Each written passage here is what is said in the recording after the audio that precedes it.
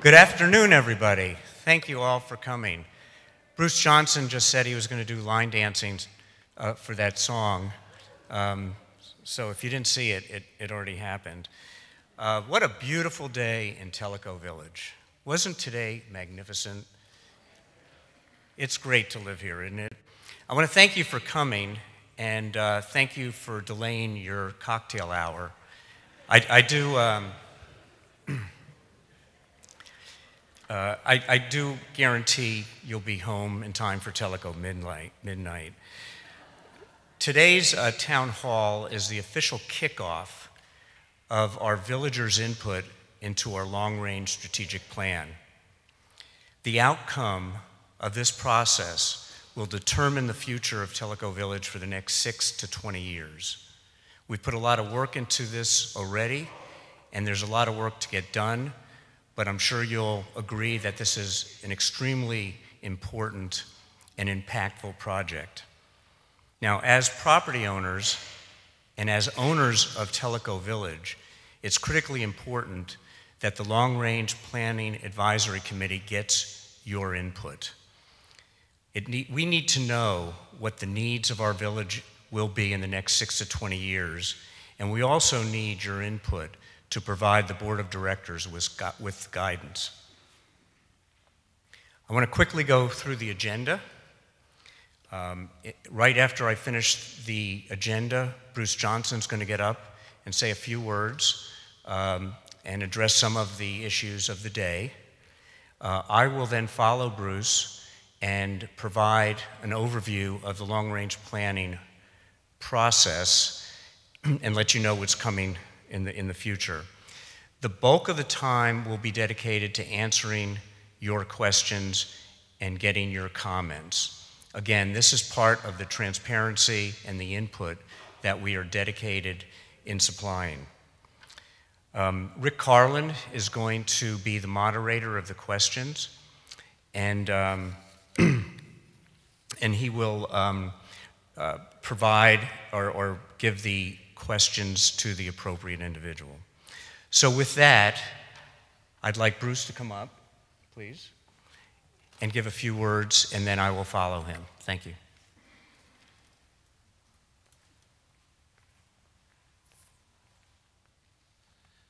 Thank you, Bart. Did you guys hear my bones creak when I got up? So, I've been working on our boat all morning. My boss, Miss Brenda Gale, told me that boat needed to be cleaned. We've been sitting there all winter collecting stuff, and you better get out there and get it done so we can go boating. And I know probably 50% of the room were in the same shoes that I was wearing, so it works on you. I tell you, it works on your back. Well, I'd like to welcome you here today also. It's always great when we have a town hall meeting. We get to meet with you, the owners. We get to talk to you, our friends. We get to find out what you're thinking and what you want to happen here in the village. I've said it many, many times. This is your village. It doesn't belong to the board. It doesn't belong to the POA. It belongs to you. And we always have open ears for what you want to say. And we welcome your comments and welcome your feedback. And I don't have to say, don't be shy, because I know you won't be. Before we start, though, I'd like to recognize that we have, I believe, 5 of our board members here. I think I saw Pat White. I think I saw Rick Blau. I understand that Steve Schneider is here. There's Steve right down in front, and then myself. And then Cap Purvis, I believe, is here too. There's Mr. Cap.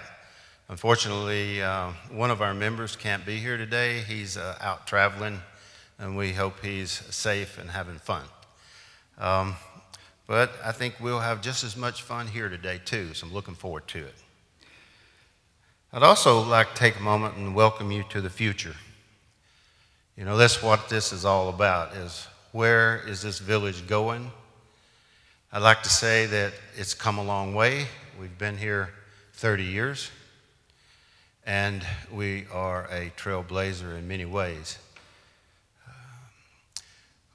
We're a beautiful community. We're a community that enjoys each other. We're a community that's thriving, and we're a community that's prosperous.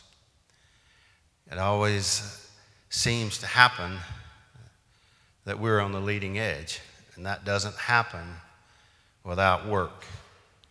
And that's why we've put together a group called the Long Range Planning Committee, Advisory Committee, and we've asked them to put together a strategic plan for us. The last time we had a strategic plan put together was back in 2010, and it's about time that we update it. Last year, I got involved as the advisor to the Long Range, the liaison to the Long Range Advisory Committee, and we were kind of stuck. Our wheels were spinning, and they were doing things that were in the current realm of things happening, meaning in the 5-year plan, and they weren't looking downstream as much as we thought they should be. So last year we shifted gears and we started looking out. We started looking out 6 years. We started looking out 10 years. We started looking out 15, 30, and 20. What is this village going to look like in 10 years? What's it going to look like in 20? That's what we wanted to know.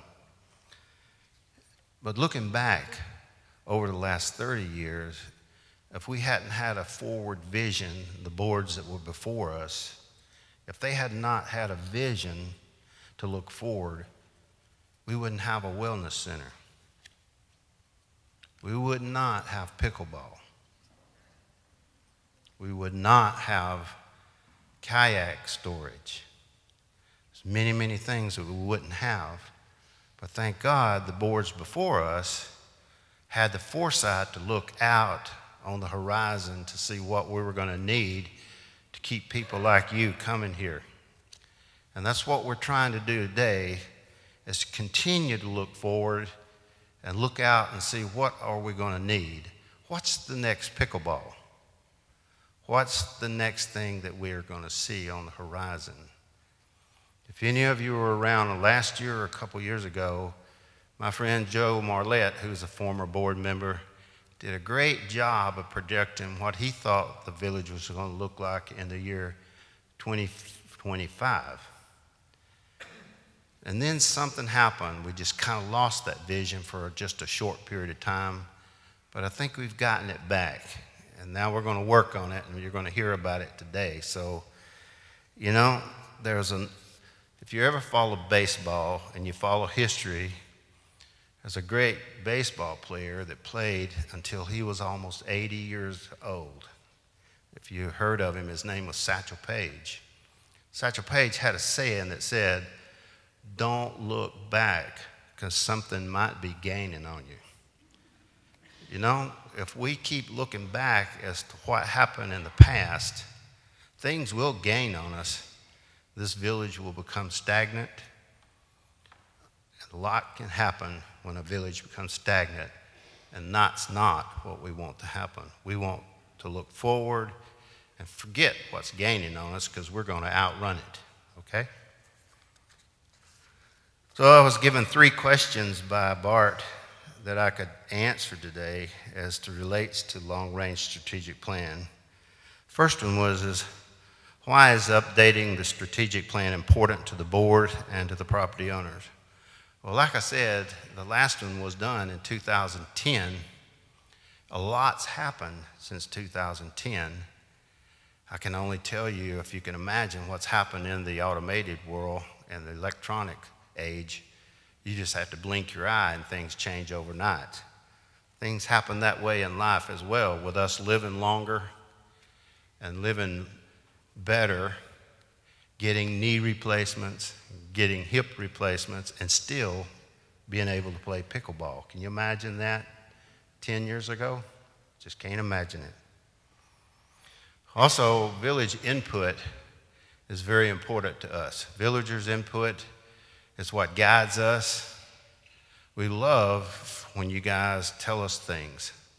We may not always make things happen the way you want them, but we listen and we try, and they kind of weave their ways into the answers that we come up with. So always keep those cards and letters coming, And as it relates to the strategic plan, make sure that you participate. I know you're probably tired of questionnaires and you're tired of surveys, but folks, those are the things and the vehicles that help us. Now, I know you flag us down when we're on the dance floor or when we're in the yacht club eating, and a lot of you say, I hate to do this, but could you answer one question? And my answer is just one. And my steak's getting cold. No.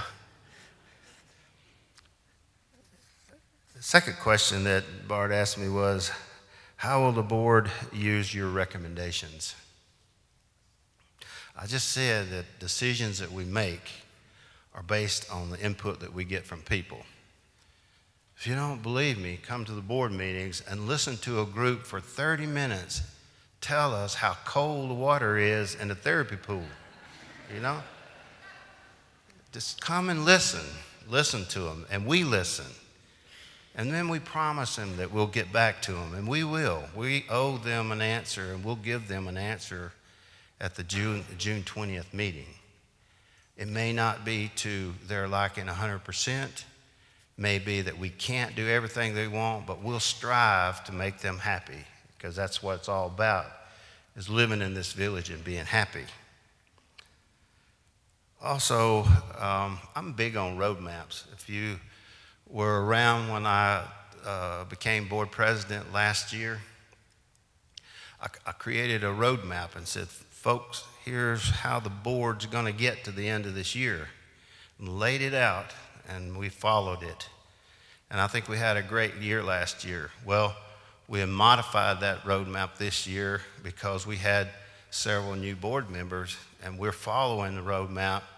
It gets a little tough sometimes because we're all learning as we go on this, but we're blending, we're melding, we're following a roadmap, and we're getting there, and we're going to have another successful year this year.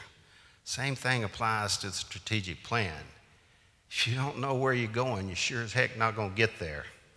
So we have a roadmap, and we're going to follow it, and that strategic plan is our roadmap for how we're going to navigate our way into the future. The last question that he asked me was, and I had a good friend of mine when I came in today said, how are you going to pay for all this stuff? I checked my wallet, and I said, I only got about $20. You think we can get very far? No, the way we do it is with creative funding.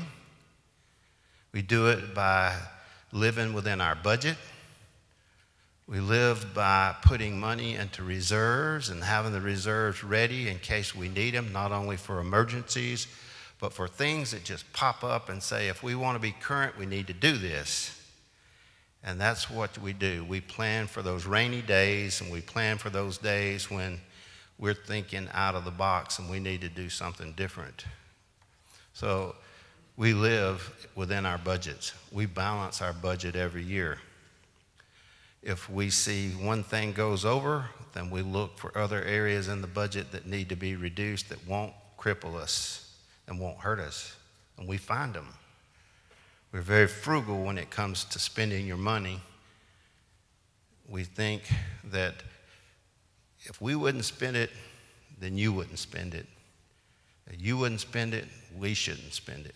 So, you know, that's the way we operate, is that we're looking for you for answers, and we're looking out for your best interest. Again, last year we had a think tank group made up of the board, department head members, our marketing group, etc. We got into a room and we said, we're capped at what we can do with assessments. We can only do so much per the CNRs. We can only raise assessments 5% a year. You know, last year we didn't do that. And the reason why is because we had monies coming in that were unexpected, so we didn't have to raise it, the whole 5%. I can't promise you that will happen every year, because if we're going to stay on the leading edge, we're going to have revenue, and we can't do it with just assessments alone. So we have to think out of the box. We have to think of ways that this organization called a POA that you, the owners, what can we do to raise revenues? And we've been thinking that. And so as we venture into areas that we're not used to being in, just remember some of those things that we're out there trying to do is to make money for this place we call Tellico Village so that we can keep it current. Not only current, but that we can be a leader in communities that attract people like you, people who want to live here. So with that being said, I'm going to close, and you're probably going to ask, well, why didn't he say something about the hottest topic going on here in the village? And I'm going to tell you that I probably will get more than one opportunity to answer that question when you raise your hand. So I'm not going to steal your thunder. I'll wait, and we'll see how that goes. But just keep in mind that your board, the ones you elected, are doing our very best for you. And we're trying to keep this place progressive. We're trying to keep it on the leading edge. And we're trying to keep it financially sound. And we're trying to keep it safe. We're trying to keep it the place where you want to live. And I thank you.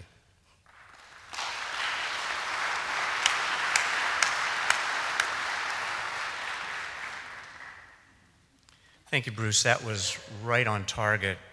And I think the thing that struck me is his phrase, we need to know where we're going in order to get there. And that's what this is all about. I did want to go over today's objectives.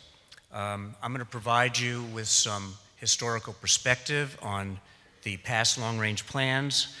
I'd like to share with you our path going forward.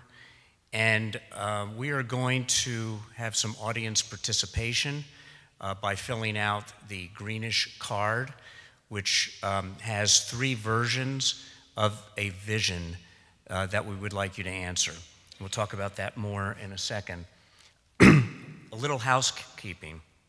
You should have 2 index cards. If anyone does not have 2, please raise your hand and we'll pass those out, but hopefully everybody has that. The greenish card is the one that has the 3 visions on it. We wanted to sample the audience to see what their vision is for the future of Tellico Village. And we're going to ask you to choose the vision that closest represents your view. It may not be exactly what you intend, but it's the best fit, if you will. We'll collect those. We will use this information when we're developing our questionnaire that's coming up in July, as well as the plans going forward. We also have a question and comment card. We're doing it this way for 3 reasons. First of all, I'm hoping we don't have enough time to answer all the questions and comments, because I hope that everybody is going to be so activated and so interested, they're going to be just gobs and gobs of questions and comments. The second thing is that some people are uncomfortable asking a question in front of a large audience. And finally, we want to keep the questions and comments, review them, and use them in our planning going forward. So we will try to answer as many as we can. Those that we can't answer, we will answer those through Tellico Life. And in fact, we've arranged with the HOA, and thank you, Sue and Ellen, for allowing us to use Tellico Life to answer questions that you may have at any time during this entire process. So you can go online, and I'll give you that information.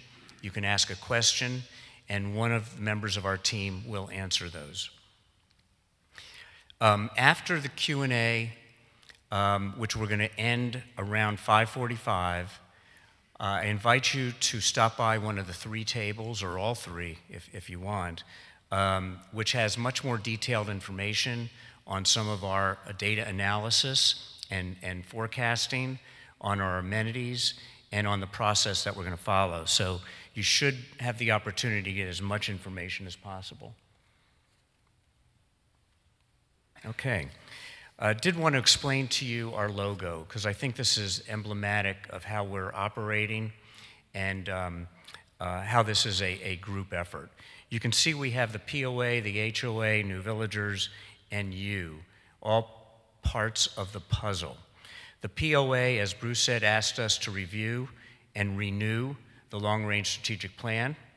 We've been working closely with the HOA and New Villagers, and they've provided valuable input and guidance into not only this town hall, but volunteers from both of those organizations are helping us design the questionnaire so that we get the best information possible. But you form the basis of all of this. We are doing this for you, the property owners, you, the owners of Tellico Village.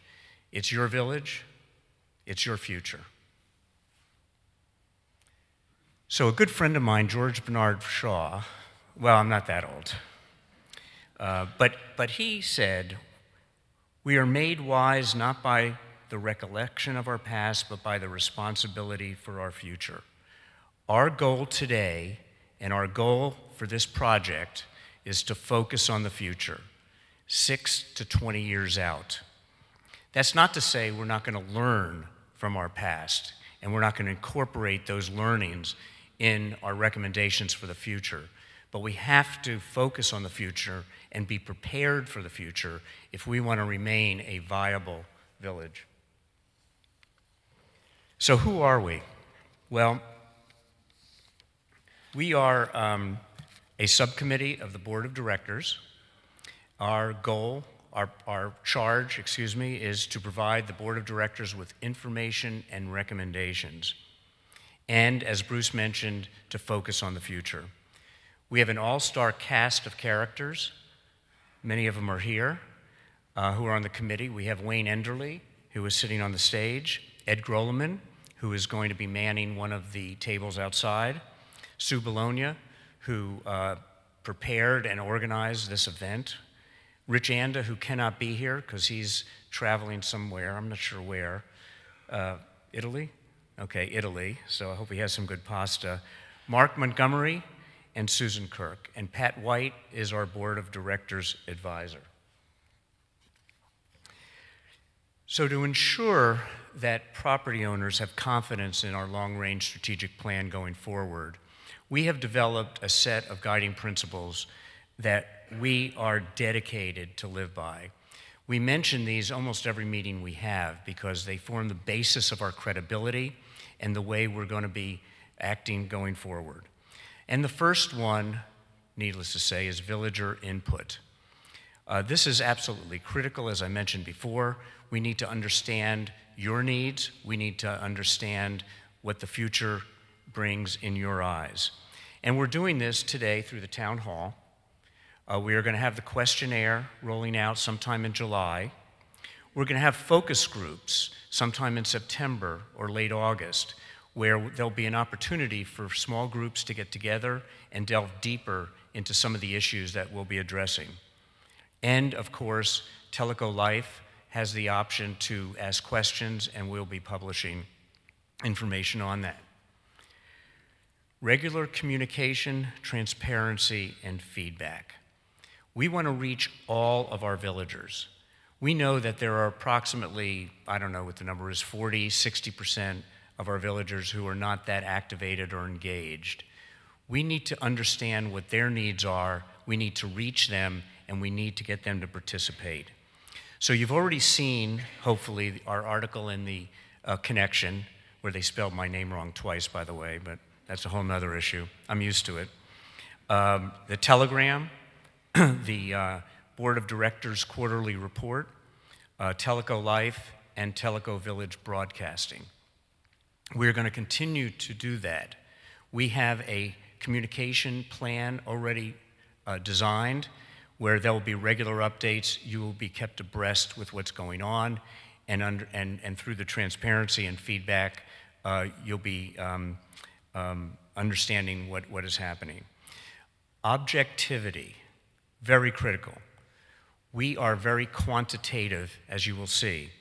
We are dealing in the facts We are not dealing with opinions necessarily, but facts rule. We are data-driven. We have been collecting data for the past many months. We have used that in some of our projections, which I'll go over in a few minutes. But all of our recommendations, or as many as possible, will be supported by facts, by data, and by sophisticated data analysis. And then lastly, benchmarking. We are renewing our benchmarking effort that we completed in 2014 because we need to understand what other villages or other communities like ours are doing to face some of the challenges that they are facing and we are facing. So, as Bruce mentioned, we've had 2 long-range strategic plans, some people call them master plans, since the year 2000. The last one was 2010. As you can see, many of the recommendations were acted upon and were completed. We have a medical center, we have pickleball courts, we have walking paths, we have a wellness center, we have a RV caravan storage, we had the firehouse expansion, and jet ski and kayak storage. These are just some of the recommendations that were made by the previous long-range strategic plans. I have confidence that the board will not only accept our recommendations, but also will use those recommendations in their deliberations going forward, and I have their commitment for that. So why now? Why renew the long-range strategic plan?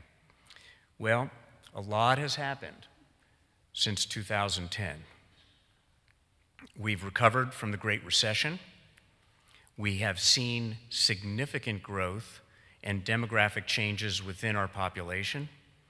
Property values have increased, yay, but our village infrastructure has aged, and it's been well publicized that that's a challenge going forward.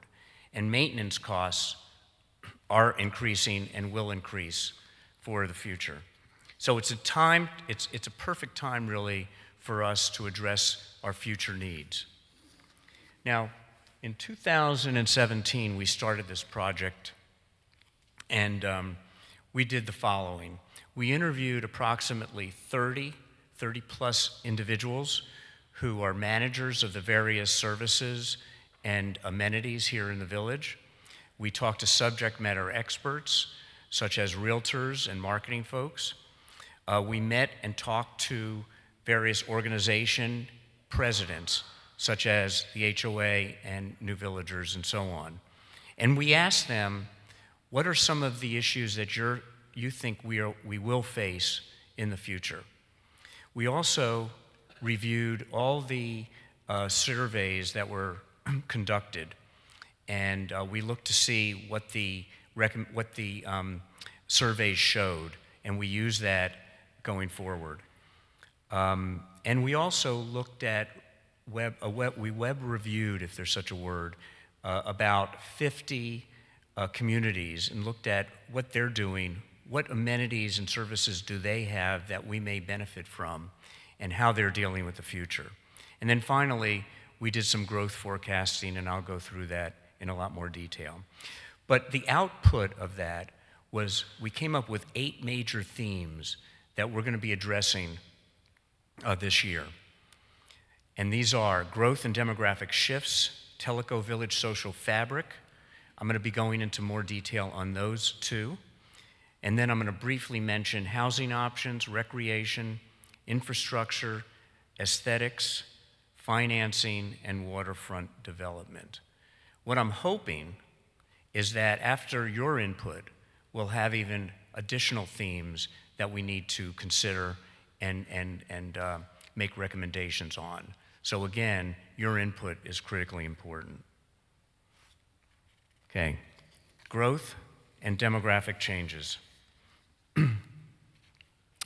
So in 2017, we received information from the MLS to quantify home resales for the past 10 years. We got information from the ACC to quantify year over year for over 10 years new home permits. And what we found was really staggering and to us earth-shattering, and really kind of flamed the passion for doing something and figuring out what we're going to do in the future. So from 2018 through 2022, we predict, based on sophisticated forecasting analysis, and thanks to Wayne Enderle up here for being the brains of this, 7% year-over-year growth in new home permits. And that translates that by 2022, we'll have 700 new homes in Tellico Village, which represents an increase in our population of about 1,400 individuals. And we know from some marketing surveys that the people coming into the village are younger. In fact, the median age was 62 and a half, I believe, compared to the median age of existing residents of around 69. And that's an important fact because we need to figure out what does that generation need. Home resales will increase at a 5% clip year over year through 2022. That translates into 1,500 homes over the 5-year period changing hands, with 3,000 new residents, not additional residents, but new residents. So, I don't know if that is dramatic for anybody here or surprising.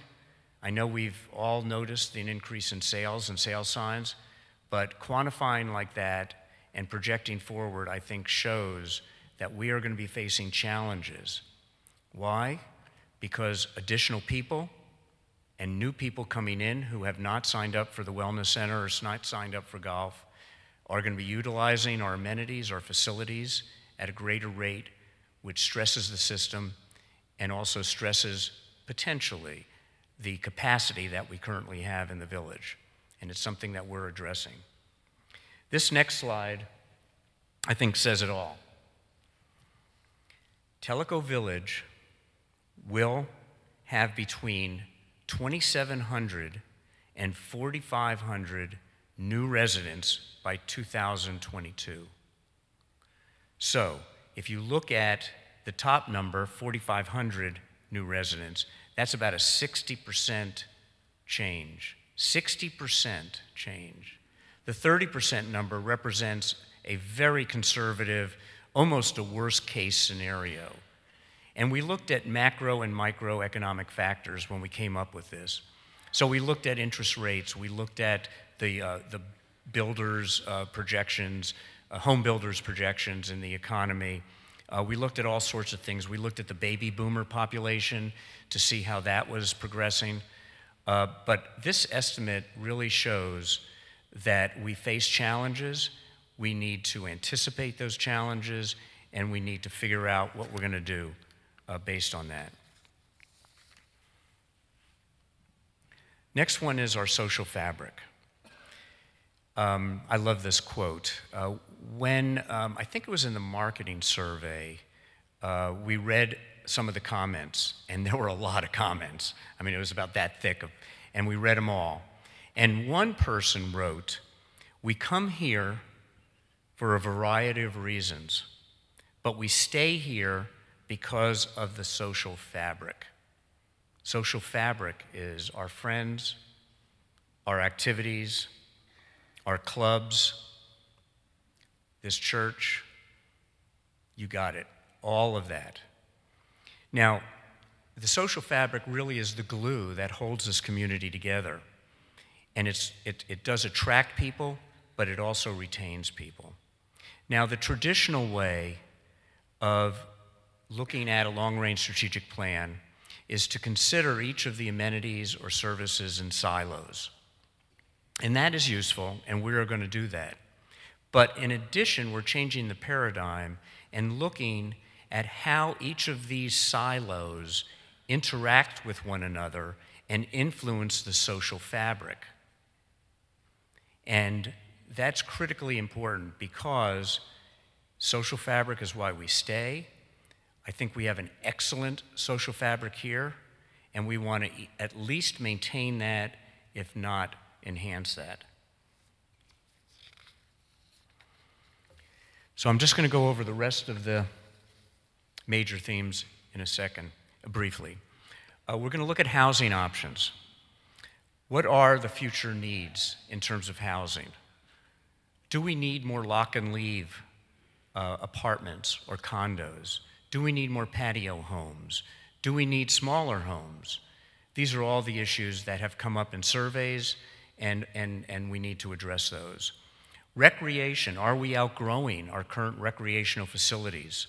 And what are the future recreational needs of a new generation or younger people coming into the village? Our infrastructure.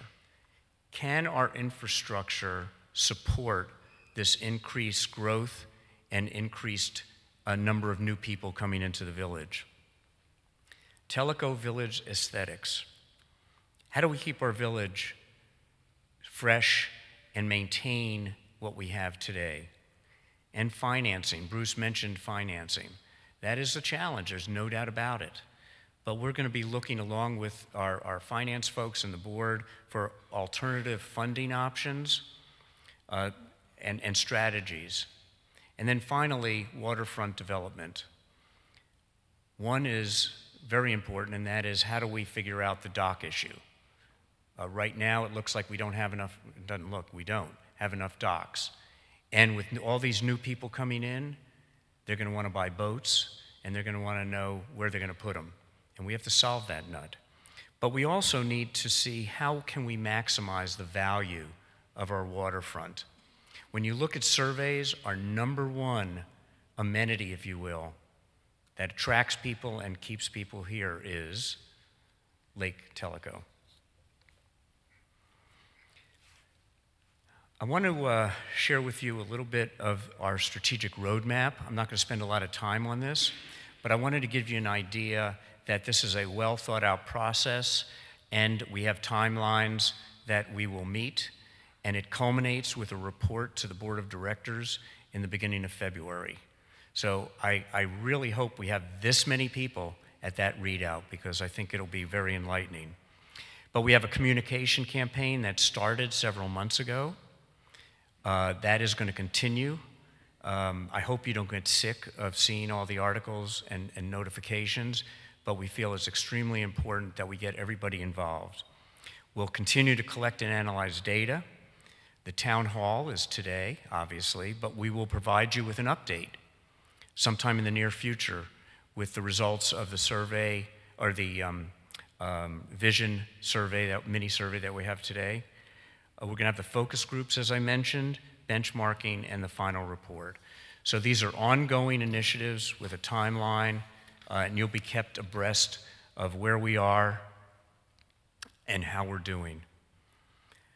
So now you have this green card, and I'd like you to circle, if you don't mind, the vision that best describes your vision of Tellico Village for the next 10 to 20 years.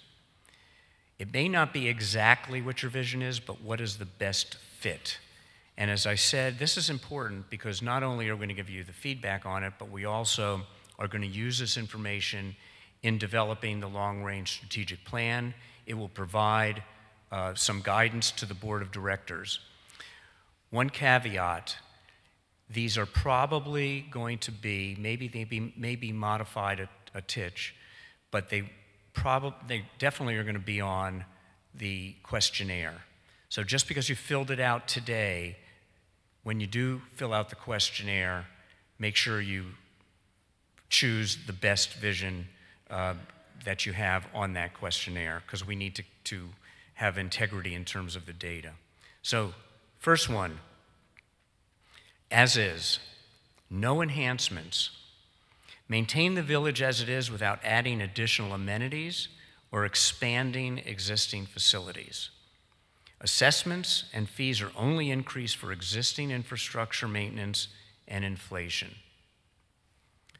2, enhance if justified. Maintain what we have, adding amenities only when needed and justified. Assessments and fees are raised only enough to pay for infrastructure maintenance and justified amenities. Third one, best in class.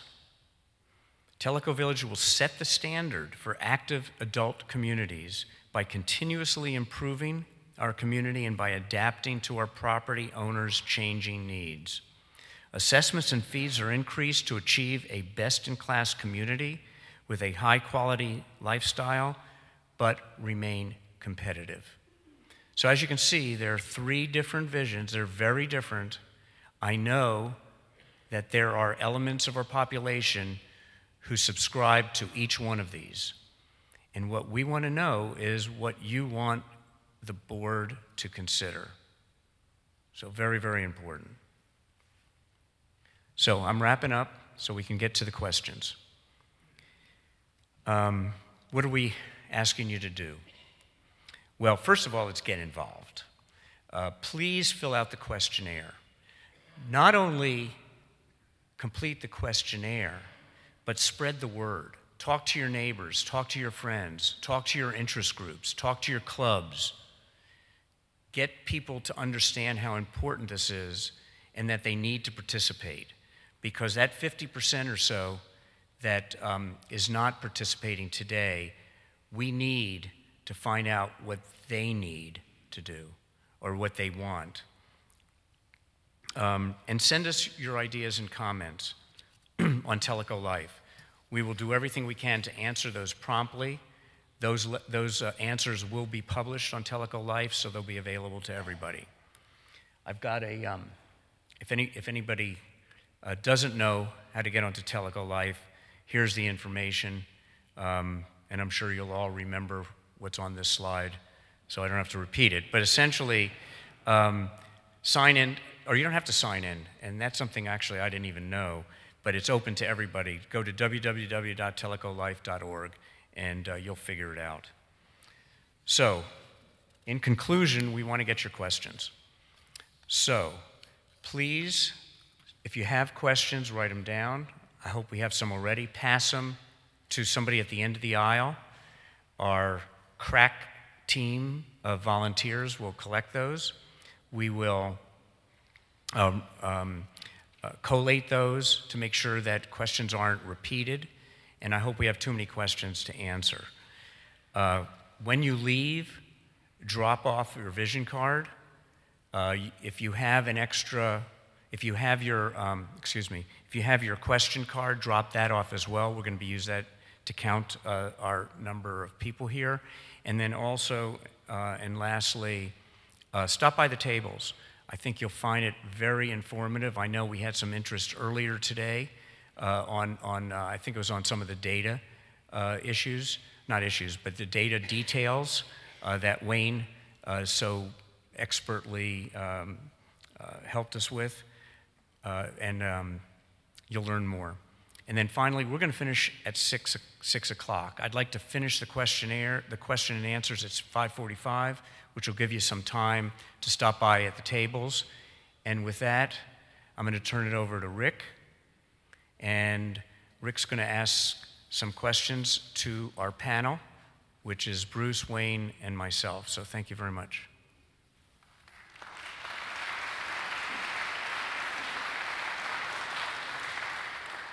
Hi. Thank you, Bart. As Bart mentioned, your input is invited and welcome to supplement the diligent work of the Long Range Planning Committee.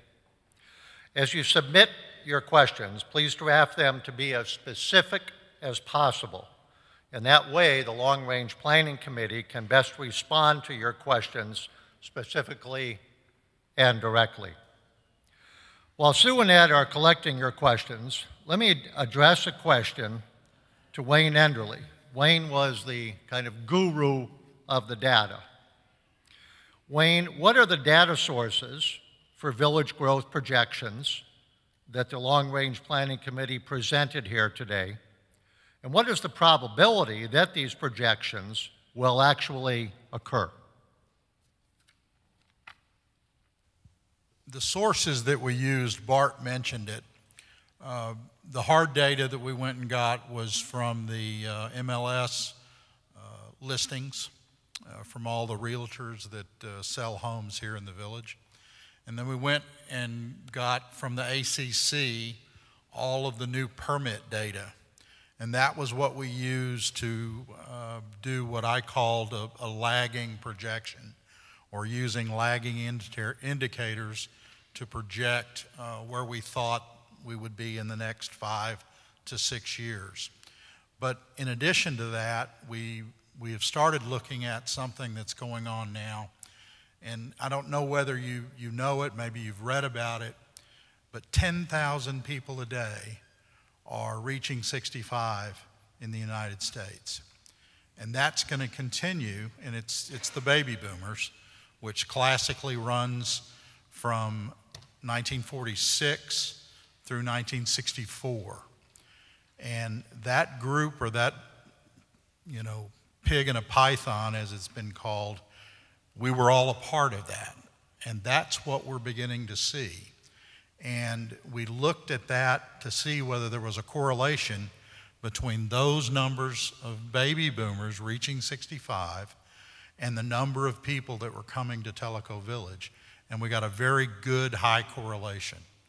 So what I believe is going to happen, and now this goes to the accuracy, if I was really, really good at this, I'd be living somewhere down near Wall Street.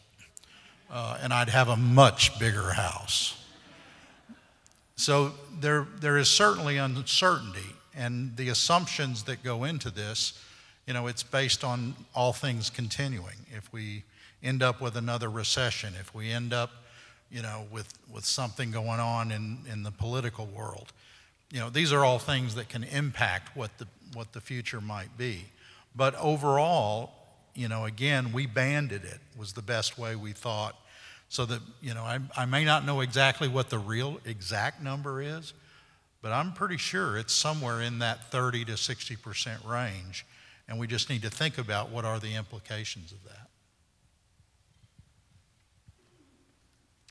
Thank you, Wayne. Question for Bruce Johnson.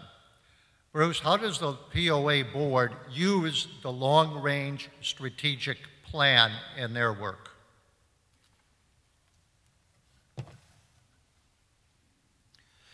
Each year in the August to October timeframe, we go through something that's called our budget cycle. And each year we look out into the 5-year plan and see how firm it is, and we look to see if those things that are in the 5-year plan need to come to fruition, or if they can be delayed, if you will. We also have to look out past 5 years, because there's things out in the 6 to 10 or whatever that we see that need to be brought forward sometimes.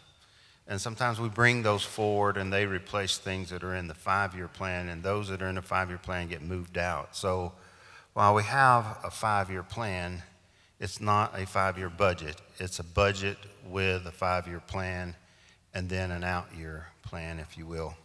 Those things are fluid. They move.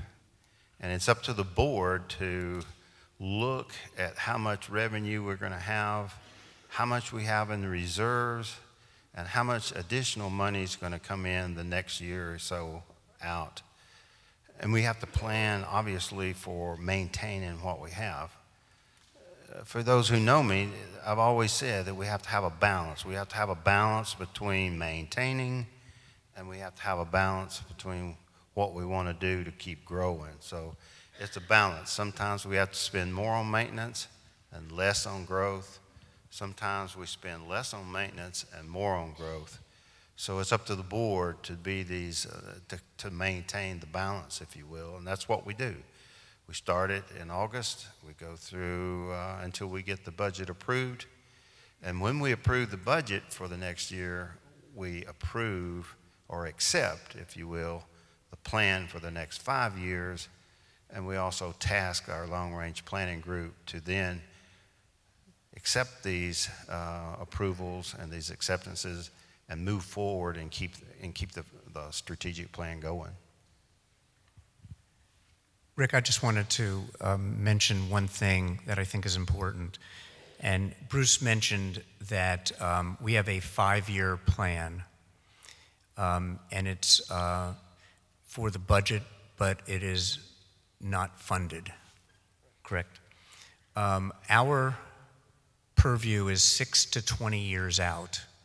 Having said that, during our investigation and consideration, if something pops up that is urgent, that we believe really needs to be addressed before 6 years,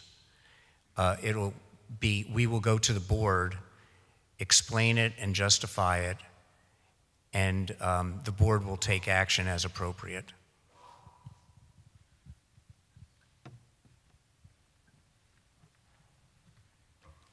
Thank you, Bart. Let me ask one more question here to Bruce or Wayne.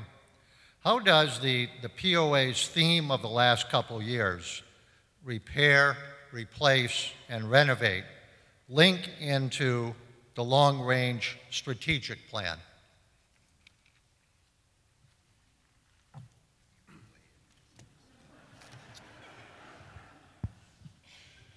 It's his plan. The whole idea is that the initiative that the board has is something that is focused on, the near term. It's the 5-year horizon that they're looking at. And so the idea is as things come up, what should we do? Should we renovate? Should we replace whatever the topic that's being talked about? Or should we do a repair?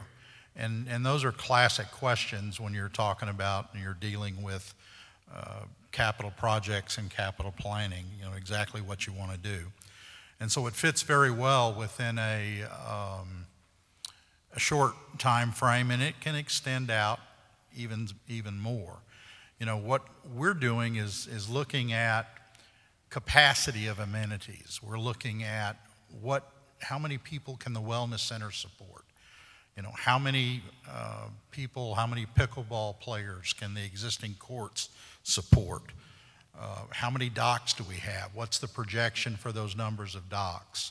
So the idea is that we're looking at capacity of the amenities, looking at the growth, correlating the growth to demand of those amenities, and then projecting out when we may need to further expand or replace or whatever the most cost-effective idea that we can come up with to take care of the issue that we have that's being, again, driven by the growth. I would just like to add, as part of the 3 R's plan that we've had, we did a study, not last year, or maybe it was, or the year before. We had a study that shows that 80% of the money that we spend in a given year is on maintenance, okay? So it doesn't take a sharp mathematician to figure out that there's very little left after that. So we have to use it wisely. And we have to be creative in the way that we fund, if you will, the things that we want to do to keep this village moving forward.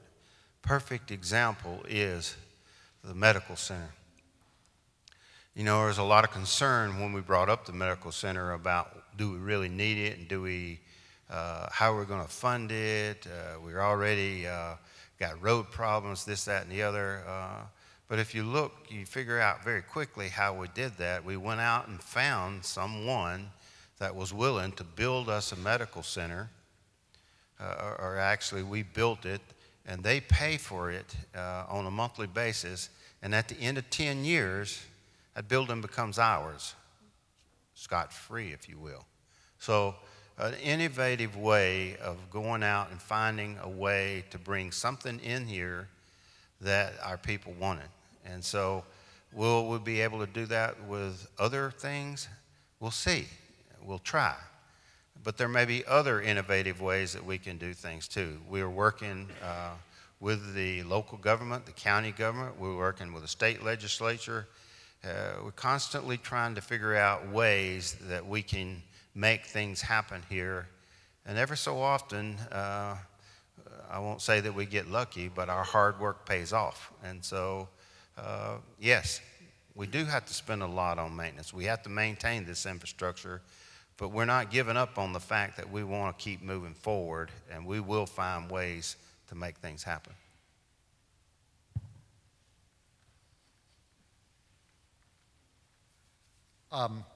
We have a plethora of really great questions.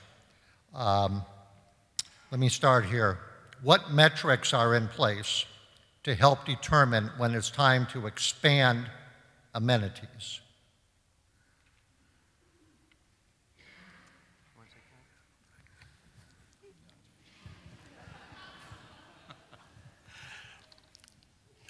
Our whole philosophy on looking at, metrics, for example, some metrics are very easy.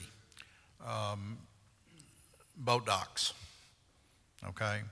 I know about, or we know about how many boat docks, on average, for every 10 people that are coming to the village, new villagers, one is going to want a dock. That's been the experience over the last 2 to 3 years. So that's a metric that we're using. So it's real easy to take the forecast number of new households that we expect over any kind of time frame, and I can pretty well calculate how many docks we're going to need.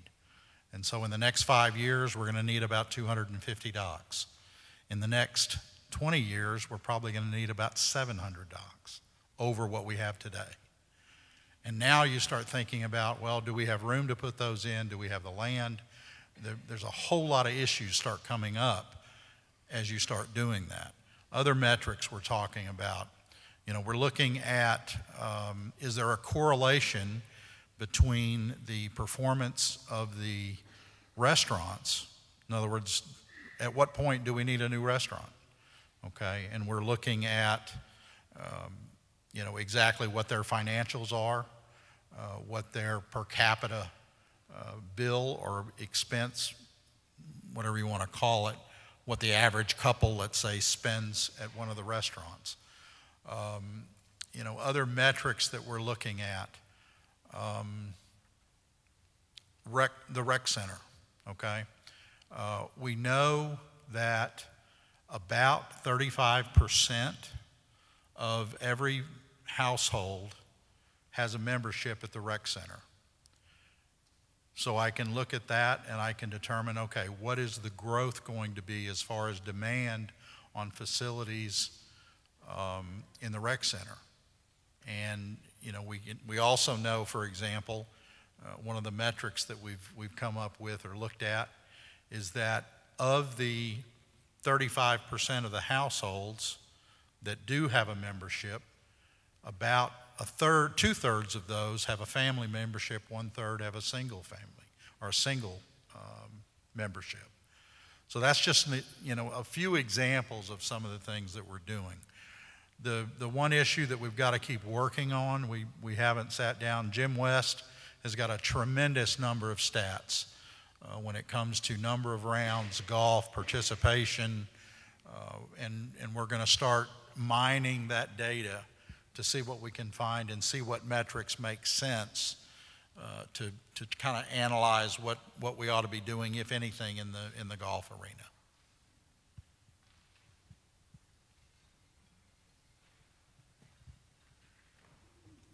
Okay. What is the POA board planning for the next 5 years to pay for necessary improvements to remain competitive with other similar communities, given that 50% of the POA budget is required for maintenance? So I guess it's probably a two-part question. How much of the budget goes for maintenance, and then respond to the other part of the question? Thank you. Well, actually, it's a little bit more than 50%. It's 80%, and which just requires us, as I said earlier, to be on our toes to make sure that Number one, we are maintaining our infrastructure, our buildings, the roads, sewer, water, et cetera, and do it very efficiently. Perfect example of that, how to be efficient, is last year under a group headed up by Cap Purvis and some folks that worked on our Public Works Advisory Committee. They went out and they searched high and low, talked to TDOT, talked to other cities, talked to cities our size, talked to cities as big as Nashville, figured out how can we maintain our roads and how can we maintain it efficiently. And what they did is they did a study that came back and that said that, yes, we can improve how we're doing things, and we started this year implementing those recommendations. So we constantly have to look to see how we can maintain our buildings more efficiently and our infrastructure more efficiently than we have in the past. We're getting ready in the next couple of years to renegotiate our water contract. We're looking at various other sources for water to see how we can improve our water supply and make sure that the water system is maintained properly and that the supply is more than adequate for what we need with our growth. So, yeah, 80% is a lot, but we have a lot in this village. All you have to do is look around and see all the things that we have. And while you see those, keep in mind that those have to be maintained, and essentially a good portion of the assessments that you give us each month or each year, a good portion of that goes into our reserve accounts or our operating budget for maintaining things for current as well as in the future. So we're always looking at what it's going to take to maintain, and we're striving all the time to see if we can't do things more efficiently so that we can stretch that dollar and make it go further.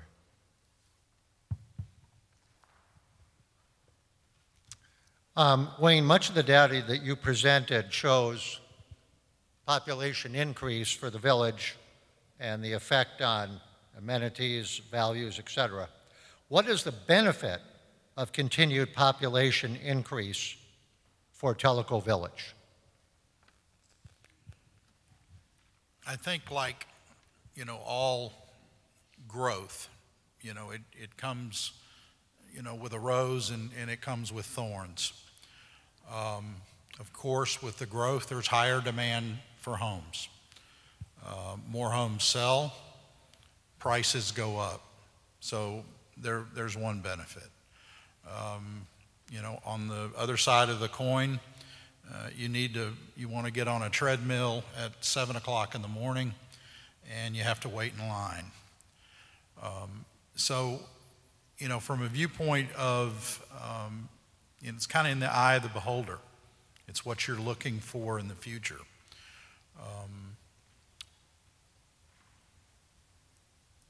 As you look at this, certainly the benefits, there's more assessment money coming into the village.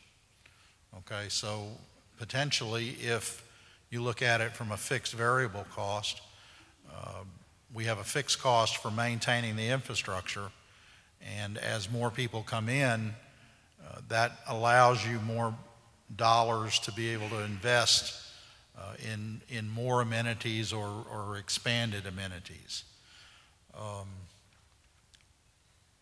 So the thought is that you, depending on your perspective and where you are in your journey through your retirement, I think you end up with some very different perspectives of what are the benefits and what are the challenges that come with growth. Certainly, the big challenge is, how do we take care of the infrastructure that we're doing? And how do we take care of the amenities that we have? so that they are available for the future. So it's something that I think everyone needs to think about, and this is something I want to mention about the visions that we're talking about that you looked at. I think one of the most important things that, we don't know what the vision's going to be. We're not sure what the future holds. But the thought is that as you take these ideas of what a vision might be, and you talk about it at dinners for six, and you talk about it, on your deck with your friends, and begin to think about what do you want this village to be as it moves to the future. So, like I said, we don't know exactly what the answer is going to be.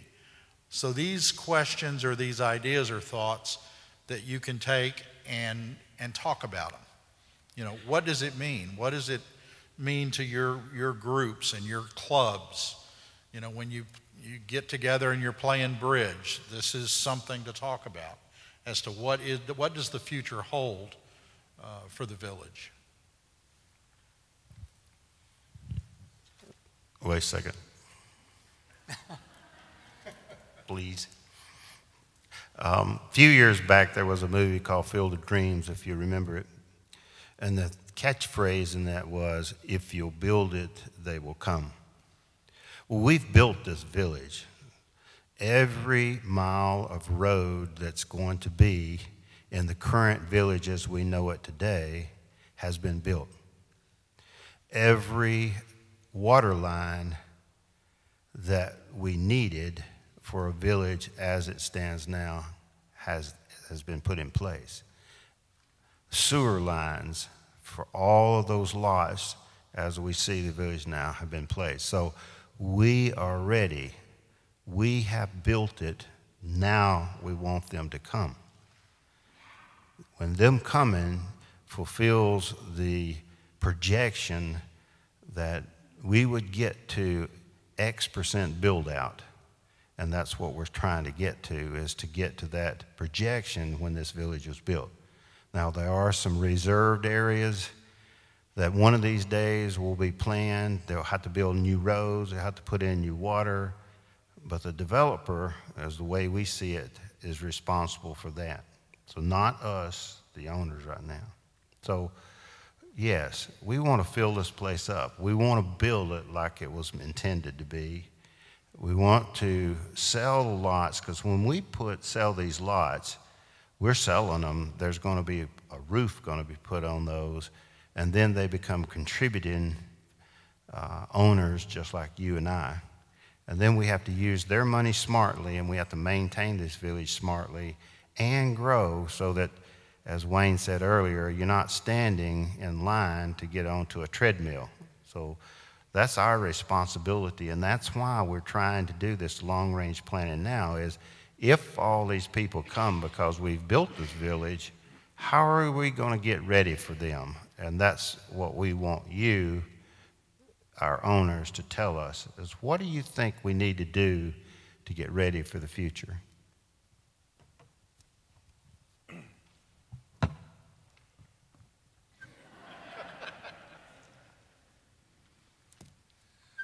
This is a question that's come up on a number of cards submitted by the folks here. Condos, there was some terminology on the board out there, kind of lock and leave type living arrangements here for folks who travel a lot. Knowing that I think Cooper has some kind of exclusive on lots where condos can be built and the ability to build condos. But how does that fit into, how does the concept of condos fit into the long-range planning process? Well, finally asked me a question, thanks. Just joking. There was a survey done, I think it was last year, 2017, which asked questions about housing options.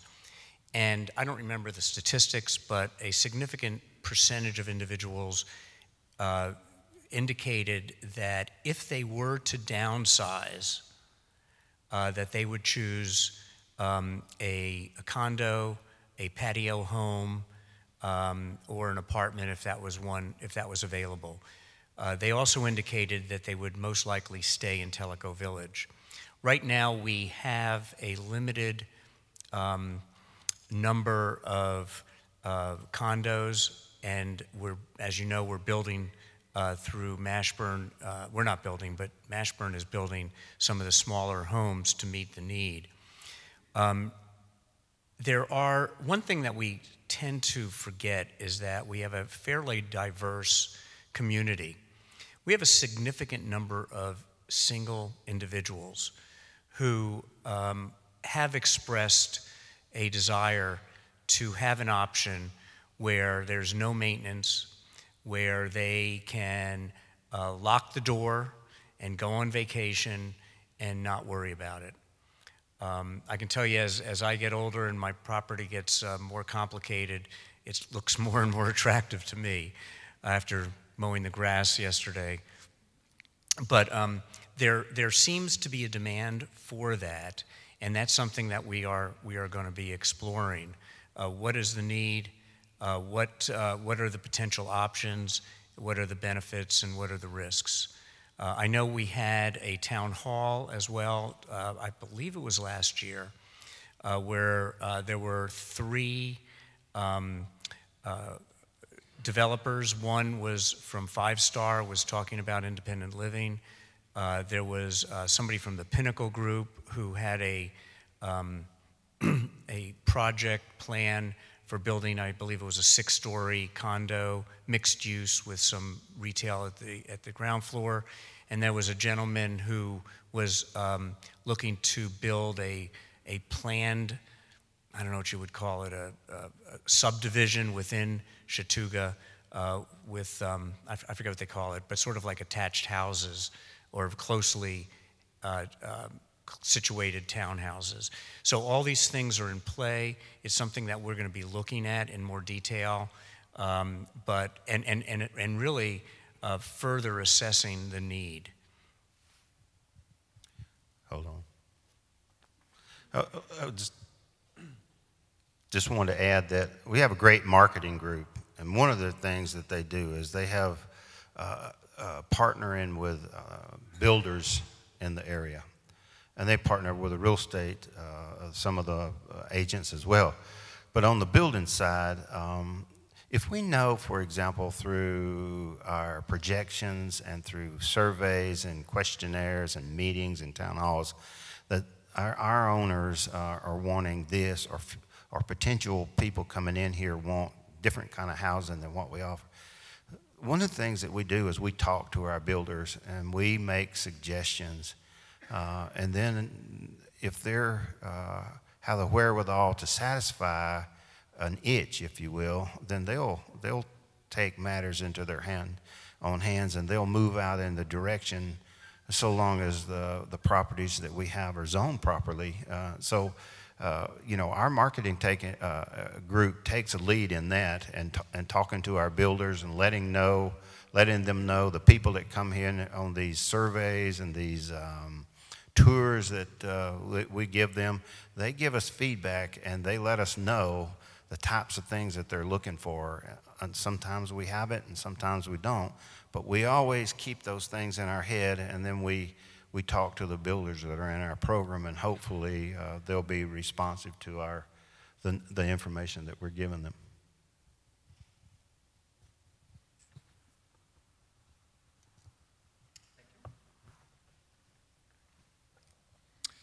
Okay, thinking about the population growth in the village, thinking about the monthly new villagers social and the monthly HOA social, what are the plans to improve a social meeting places that will accommodate all the members of these and other groups who would like to attend?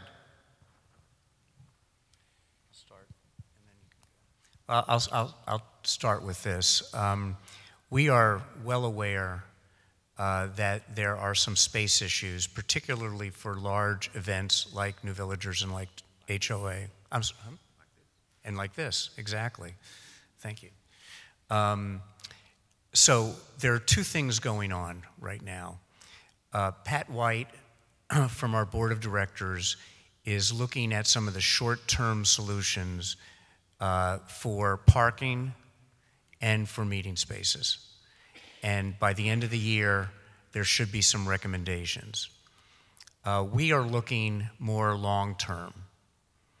And there are going to be some questions on the questionnaire that address that issue. We have a great facility here at the community church. One of the questions, and we haven't formulated the exact question, but will be something like, if you could have your HOA or your New Villager Social at the community church, would you attend even if they don't serve alcohol? You know, there's some chuckling, but that's a real issue. I mean, at the social events, people may want to imbibe a little bit. The social events are very, very important to the social structure. New Villagers and HOA do a fantastic job in enhancing our social structure by planning events, outings, and so on and so forth. Meeting your old friends at an HOA or New Villager Social is a great thing. You know, you may not see them on a regular basis, but you see them at one of the socials. So that's something that needs to be protected, and we need to find a solution. Now, there are some other options on the table. Another option is, are there other venues outside of the village that may be appropriate? You know, do we need to build and own everything? That's a question that we need to grapple with. But would we as a village drive into Lenore City to go to a HOA or New Villager Social is a question that we need to find out. There's been a lot of talk about a town center, community center that can accommodate these large meetings. And on the surface, that's a very attractive option, but it's fraught with details that we need to quantify, and you know, it's a significant capital expense. But one of the things that we are looking at in any of our recommendations, if it's for expanding, if it's for adding new amenities, if it's recommending to build a community center, is what's the ongoing maintenance costs.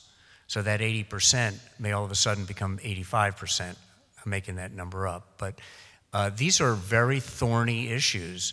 But I do want you to know that it is a hot topic. We are looking into it quantitatively, excuse me. And we will make, that will be something we address in our final recommendations. Bruce or Wayne? Going back to one of the previous questions that talked about metrics, one of the things we're doing, and again, we're doing this in conjunction with Pat, Pat's looking at the meeting room situation, and it's obvious the large meeting issue that we have, but the question is, with the growth that we may have, are we also going to experience that in some of the larger groups we have? T-BART, 130 members, various, the Quilting Club. Those are large organizations, and the question that I'm supposed to answer is, what is the size of those groups going to become as this growth occurs, and what kind of infrastructure are we going to need? So those of you that are members of significant clubs that require significant resources from a viewpoint of meeting rooms and things like this, you know, make sure that the leadership of your group, you know, is aware that we're looking for answers to questions like, you know, how large has your group grown in the last 3 years? And using that, I can project what I think maybe your needs might be in 10, 15 years, and see how that works against the infrastructure of our current meeting rooms. So it's something is part of the plan of what we're doing.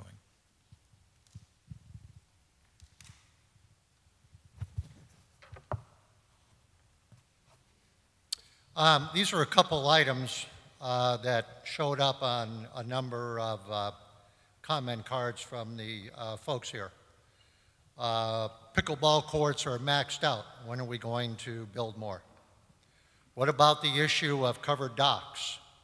Could covered docks be put in the area between 444 and the Clear Creek boat ramp? Tenacity parking, extensively evaluated, and then that project was parked. Some kind of a golf driving range at Tenacity, even if it's only in the nets. So I realize that's kind of a smorgasbord, but those comments came in on a number of cards. Okay, I'll get them in. Yes, yes, yes, no, and yes.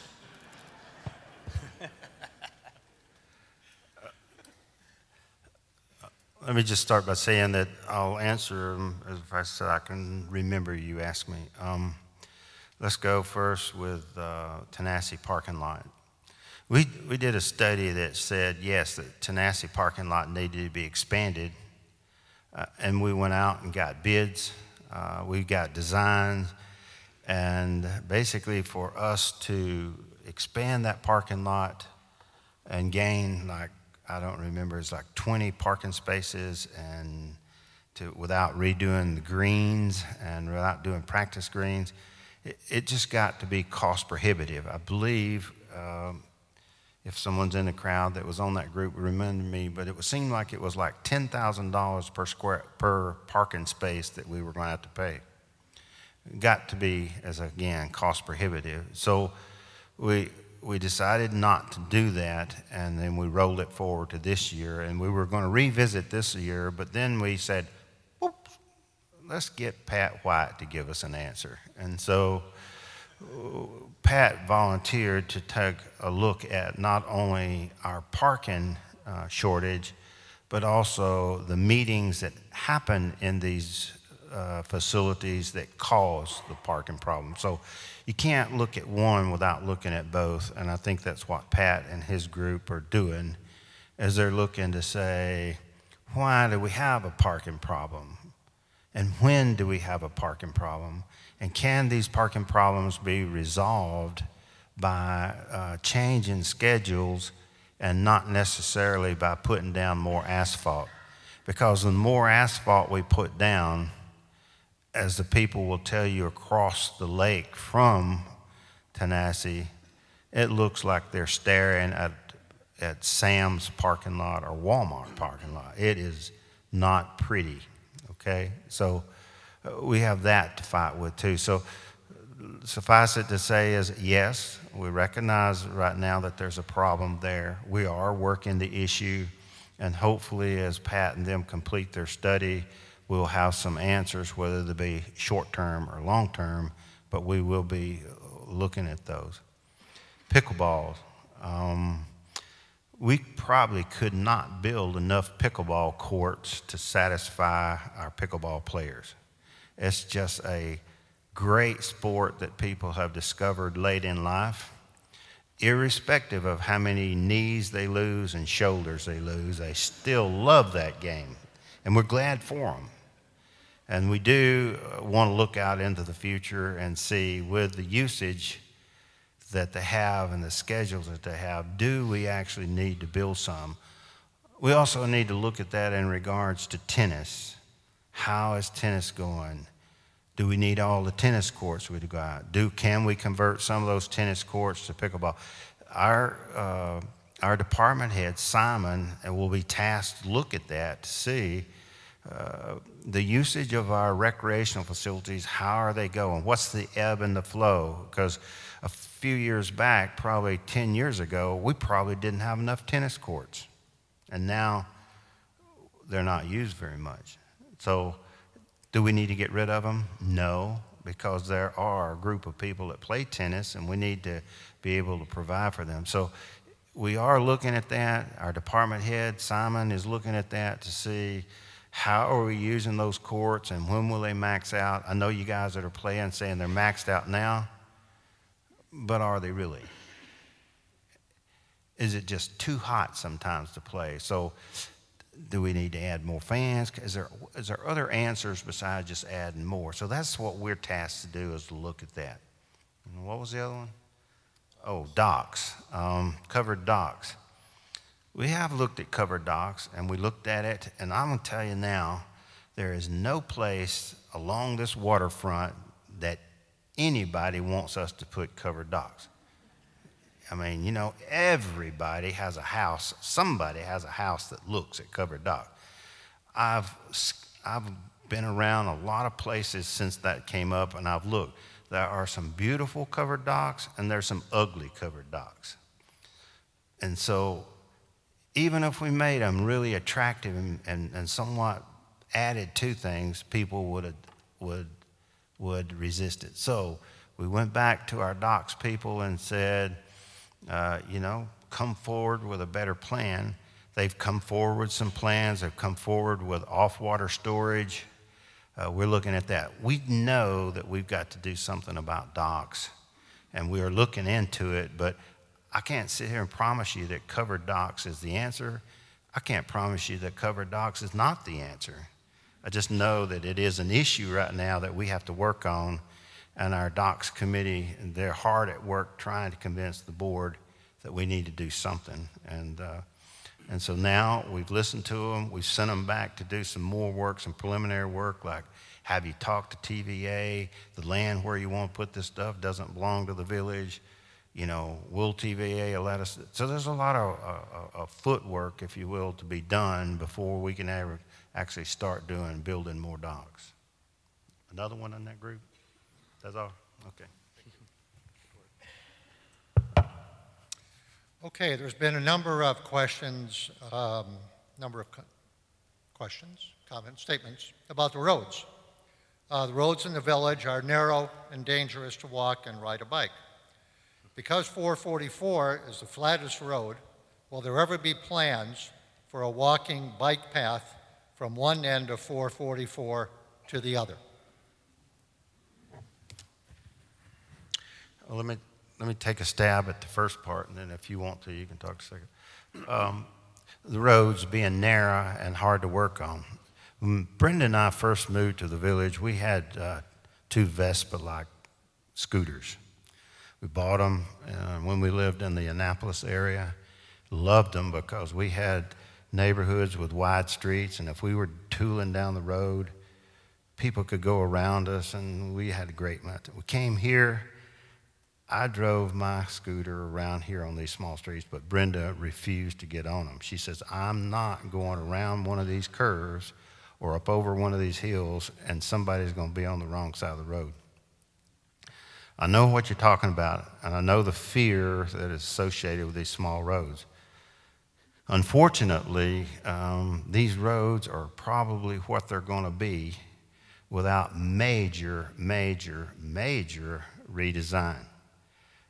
You can't just put blacktop out another 2 feet. You have to put the bedrock, you have to put the bedding down. So it would be major construction for us to change our roads. So what we've tried to do is give people places where they can walk by building these walking trails that we have, by improving the trail that we have over in Tokwa, by improving the one that we have up in Coity, building the new ones up at the Wellness Center, et cetera.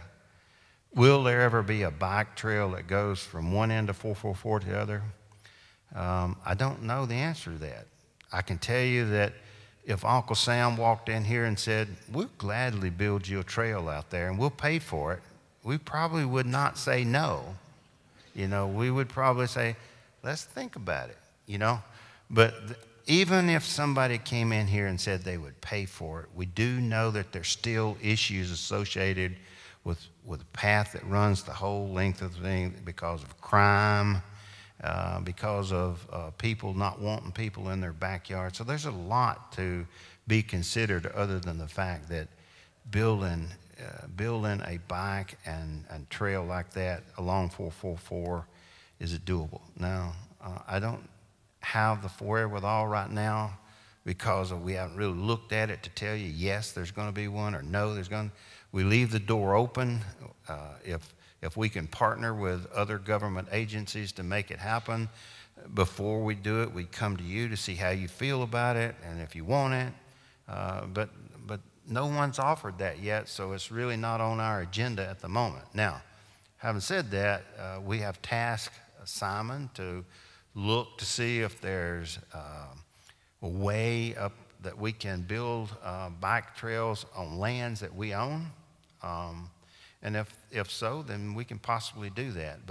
But along the 444 corridor, I just don't know the answer to that yet because of all of the problems associated with other governments like TVA, TRDA, TDOT, et cetera. So something to look at, something we looked at a long time ago. At that point in time, they estimated that it was going to cost $1 million for a 26 per mile for a 26-mile walking bike path, and they wanted us to fund the majority of it. So we weren't willing to do that at that time. So just all I can say in that regard is just stay tuned. Yeah, bike paths have been the #1 requested amenity in multiple surveys. We get feedback from our Discovery Tour guests that bike paths are something that they would want. And like I said, the surveys have validated that. So we're in the process, and our questionnaire will be addressing that issue to identify what is the demand for a bike path. Now, this brings up an interesting issue, and I mentioned that we're going to be looking at the needs of our villagers, of our village. Are bike paths a need, or are they a want? And that's something, and a want can become a need, by the way. So it gets a little complicated. But we need to identify what is the demand, what are the pros, and what are the cons. One of the options, or one of the things that we're going to be exploring, are what are the potential solutions or options for a bike path. So one is the 444 option, obviously. Another one is, as Bruce just said, is building some bike paths in available land that we have. A third one is, would it be acceptable to a majority or a plurality of our villagers to use a bike path that may be developed in Lenoir City? The TVA, and I don't know where this is yet, I don't think anybody knows exactly, but the TVA is giving Lenoir City and Loudoun County a chunk of land to develop as a recreational area. If there's a bike path there, would you drive the 5 or 10 miles to ride your bike? So there are a lot of issues. We are looking at it. It is something that's important. I think it represents, again, listening to the voice of the people. You all have identified bike paths as important to you, and therefore it is going to be included in our assessments and our recommendations.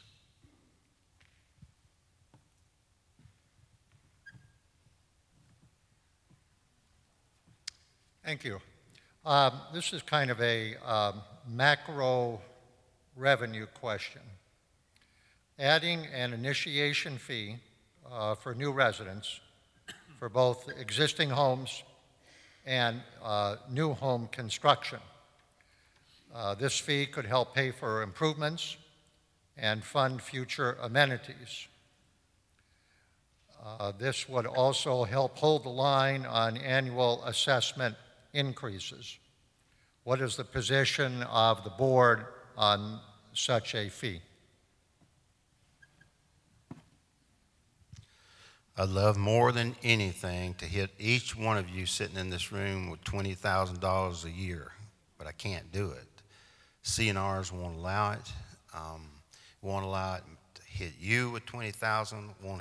Won't allow us to hit new residents with a fee like that.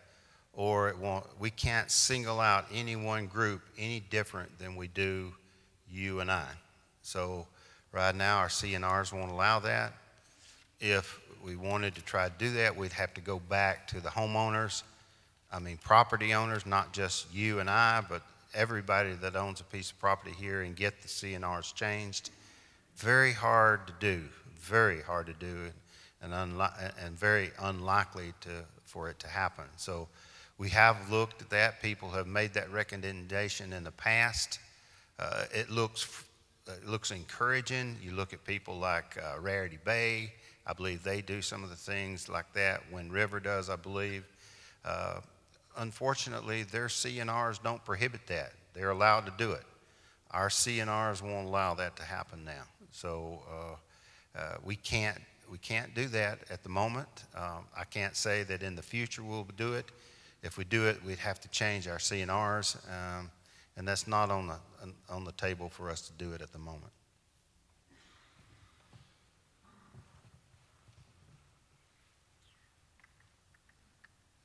Thank you. Let me put two comments here together into one. The first one is regarding the Tugaloo Beach. How do we stop outsiders, i.e. non-villagers, from using this facility? Can we go with some kind of a gate or a card reader for owners only to access the beach? And then let me tie into that a comment about the Marathon Station. The Marathon Station has the appearance of a very run-down facility. Is that the best Tellico Village can do? Can the POA exercise any influence on the owners of the Marathon Station to kind of dress up, clean up the exterior appearance of the Marathon Station?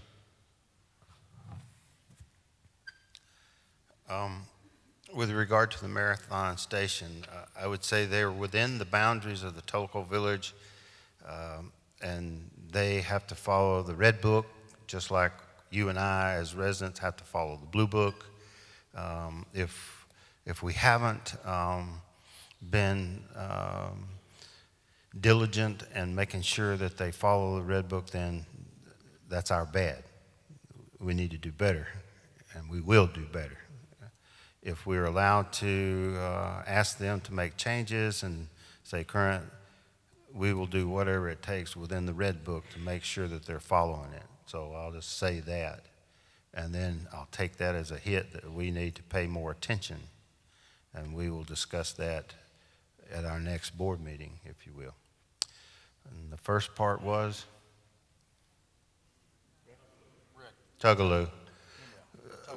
We had that question come up last year, and Mike Colacone, as a board member last year, took that on to do the research, et cetera, and he wrote a great article which was published in the Telegram. I would encourage you to go to our website and pull that up and read that. Basically what it said was that beach is on TVA property. While we might be able to put a gate up at the where part of that land is ours, because a good bit of the parking lot and the beach is not ours, it actually is TVA land, so we couldn't do that. And then the question then becomes, okay, do we really want to do that? Do we want to be exclusive of the people in the county when we're trying to get the county to help us? Same thing applies. Do we want to keep people in the county from eating in our restaurants? Do we want to keep the people in the county from attending our churches? Do we want the people in the county from coming to our tiki bar? Do we want the people in the county not to shop at the food line? Do we want the people in the county not to shop at the hardware store? So it goes on and on. At what point in time do we say we don't want the people in the county to do things in Tellico Village? Up until now, we've always said we want to be an open community and allow people to come and be with us. we want to be part of the greater community, and we want them to feel welcome in Tellico Village. So having said that, we do realize that we have a security issue there. We had problems in the past. We've asked the police, the county sheriff, to increase patrols there. We've looked into putting cameras there so that when things are stolen out of cars, that we have it on video and we can catch them. So we have increased security there, but we've pulled up short of putting a gate on there to say only Tellico Village people can go there, or only key holders can go there. So at the moment, we as a board have chosen not to preclude people from coming in there. We've chosen, on the other hand, to increase security, presence of police, presence of signs, presence of cameras, in an attempt to thwart things that are going on there. So again, even if we had that, we would then create a problem, because people would probably try to park along 444 and walk over to it, because it is an open beach, and we can't keep them from going to that beach. They can come in by boat if they want to. Rick, we have time for one more question, please.